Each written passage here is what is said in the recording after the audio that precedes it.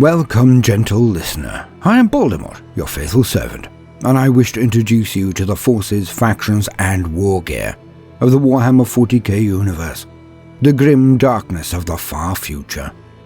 Today, we will be dealing in brief only with just the outline of the history of the most powerful vessel the Emperor commands, the Phalanx. I hope you may be starting to see a theme, as I am still working towards the Friday offering. I think you may also be able to guess where we are going with all of this. And why not? For the topic of Friday is one of the most engaging and exciting, lauded and applauded legions that the Emperor commands. So it would behoove me to try to do it justice.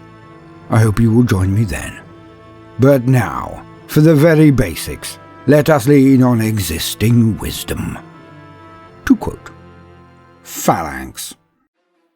A technological wonder of an age long lost. The battle station Phalanx serves the Imperial Fists as both homeworld and warship. To walk its halls is to walk in step with the greatest heroes of the chapter. For Phalanx, more than any other construct of flesh or machinery, is the Imperial Fist's heart and soul. A relic bequeathed by vanished Primarch to his embattled sons. Phalanx's origins lie shrouded in the dark age of technology, its builders and purpose lost to the great yawning void that swallowed so much of mankind's turbulent history. But it endured where the records of that time did not, battered and broken in the skies above the ice world Inwit, dormant and awaiting a master who could bind it to dutiful service once more.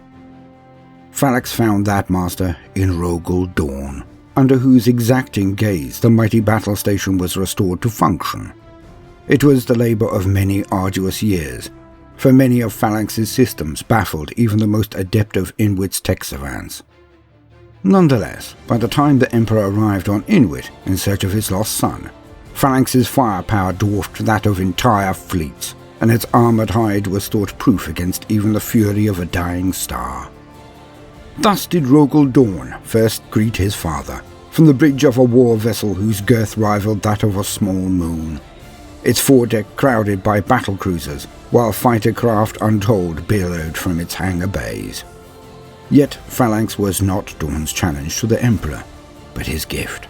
The battle station was a generous pledge of fealty, for even in that golden age it was unique in its power and fortitude. When the Emperor bade Phalanx remain ever in Dawn's keeping, as haven and monastery of war to the battle brothers of the 7th Legion, it became the enduring symbol of an unbroken bond between father and son. In the days of crusade and heresy, Phalanx's shadow fell across 1,000 worlds, the fury of the Imperial Fist following close behind. So formidable was the vessel that in the opening salvos of the Horus heresy, the traitor Primarchs were said to account for the location of Phalanx before planning any assault, lest its judgment be visited upon their schemes at a most unwelcome hour. Had Phalanx taken a wider role in the heresy, many battles might have unfolded differently, but Dawn sequestered the battle station over Terra to safeguard the Imperial Palace. It is testament to Phalanx's unyielding strength that it survived the heresy's final days, its vigilance never failing even in the darkest of times.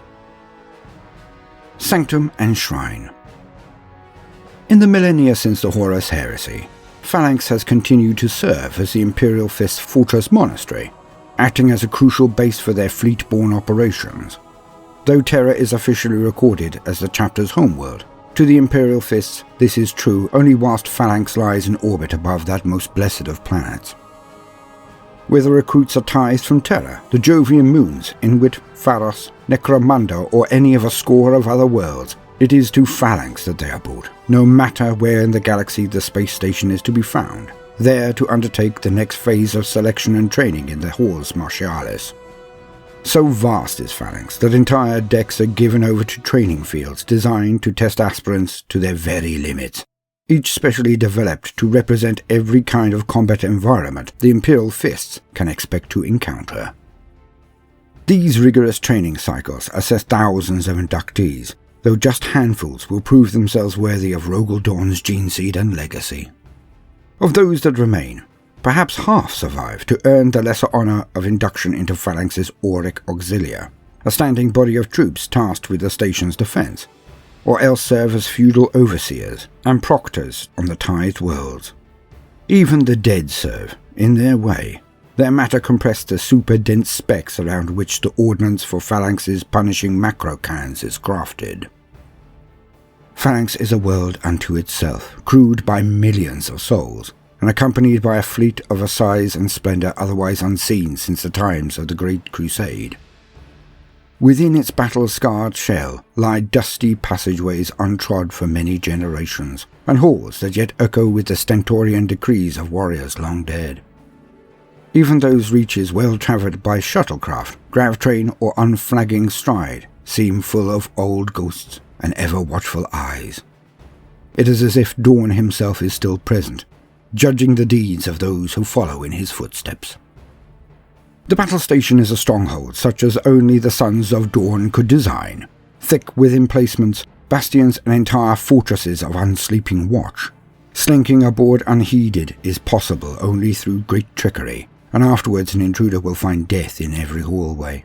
Even accredited emissaries to Phalanx are accompanied at all times, a restriction especially trying for Adeptus Mechanicus delegates who yearn to delve into the vessel's secrets, but infraction means death, swiftly delivered. Yet above all, Phalanx is a temple to duty, its lumens ever suppressed to sombre tones.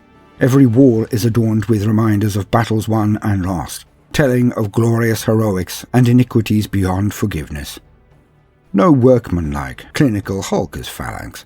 It is a work of immense and brutal art.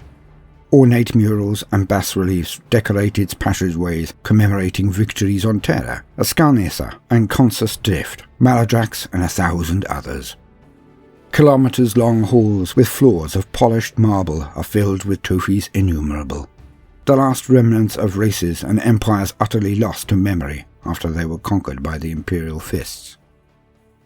Meanwhile, towering likenesses of fallen battle brothers gaze sternly across hangar bays and moorings, the heroes of old vigilant still in the Emperor's service. Deep in Phalanx's venerable heart, sealed from all but the most trusted outsiders, are the shrines of the Imperial Fists. The Temple of Oaths was once the spiritual heart of the 7th Legion, dedicated to the ideals of the Great Crusade. It now stands sealed and forbidden, for those who were once permitted to walk its halls without leave from Dawn have been dead for millennia. The nearby Cloister of Remembrance is the chapter's closest equivalent. Where the Temple of Oaths is said to be hung with captured trophies and battle honours, the cloister is unfurnished and austere. It is here that the captains of the present renew oaths taken beneath the statues of heroes. Surrounding those two great shrines is a ring of armories, meditation chambers and arenas, each named for an ancient battle honour. Ritualized dueling is a common and encouraged practice within the Imperial Fists, for it not only allows disagreements to be settled before they have a chance to fester, but also keeps minds and bodies sharp. Perhaps the greatest of all shrines is Phalanx's Strategium, from which commands are issued not only to the battle station itself, but also to the accompanying fleet. Phalanx is deployed according to the will of the chapter master, but fights under the direction of the Commodore, a company captain elevated to such exalted office only after accruing a spotless battle record spanning many decades. Supported by officers, navigators, tech magi, and the myriad panoply of void-born war, the Commodore acts without fear or doubt, marshalling the Phalanx's formidable wrath with the precision of a true veteran. It is in the Strategium also that the chapter's officers renew their oaths before Dawn's stasis-locked skeletal hand. Though wishful rumours abound that Dawn continues the noble fight to this day, this hand is the only known remnant of the Primarch since his disappearance aboard the despoiler-class battleship Sword of Sacrilege. It is rightly said, with grim humour uncommon amongst his otherwise stoic sons, that Dawn yet has a hand in every world liberated and every heretic slain. A legend reborn. Yet for all Phalanx's glory, it is suffused with a sombre, inelucutable truth.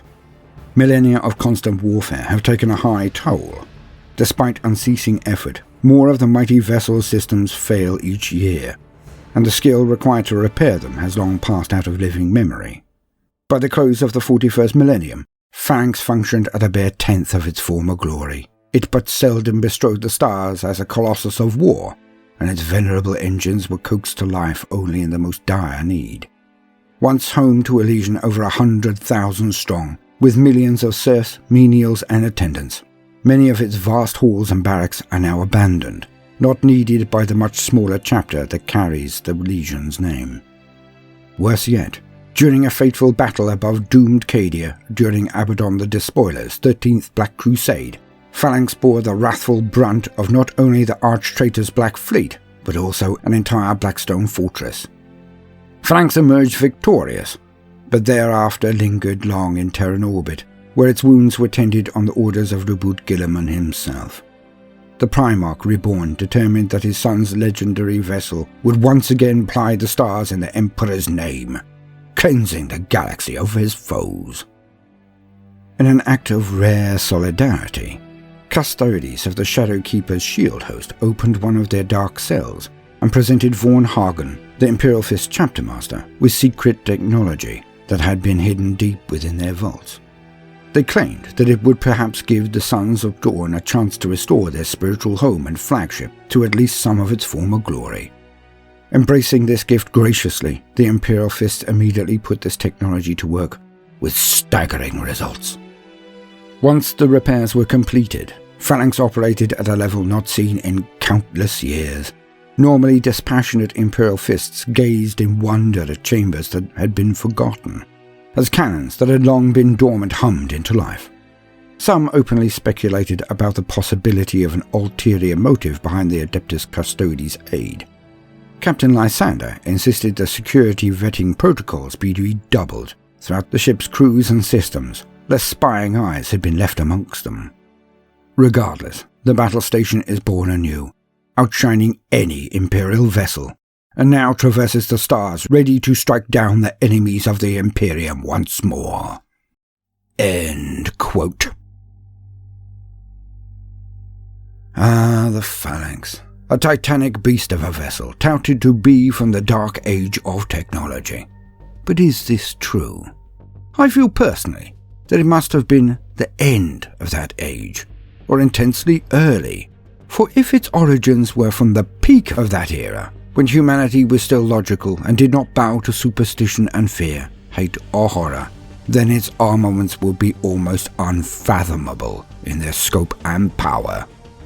Thus we have the quandary, for Phalanx is old, of that there is no doubt, but its weaponry is simply not that impressive in its technology, despite it being so bristling with them that it is indeed a fleet-killing entity unto itself.